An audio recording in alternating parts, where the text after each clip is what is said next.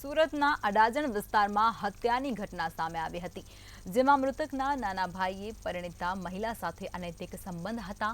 નાનો ભાઈ પરિણીત મહિલાને 7 મહિના પહેલા ભગાડીને લઈ ગયો હતો અને ત્યારબાદ પ્રેમી દીપકે મહિલાને તરછોડી દીધી હતી, જેથી સમાજના લોકો અને તેમના દીકરાઓએ સમાધાન પેટે દીપકને 5.50 લાખનો દંડ પણ ફટકાર્યો હતો. આ સમાધાનની બેઠકમાં ઉગ્ર બોલાચાલી થઈ હતી, તેમાં રવિ અને તેમના સાગરીતોએ જયંતીને તીક્ષ્ણ હથિયારના ઘા મારી દેતા તેનું મોત નીપજ્યું હતું, જેથી પોલીસે હત્યાનો ગુનો નોંધી 3 આરોપીની ધરપકડ કરી કાયદેસરની કાર્યવાહી હાથ ધરી છે.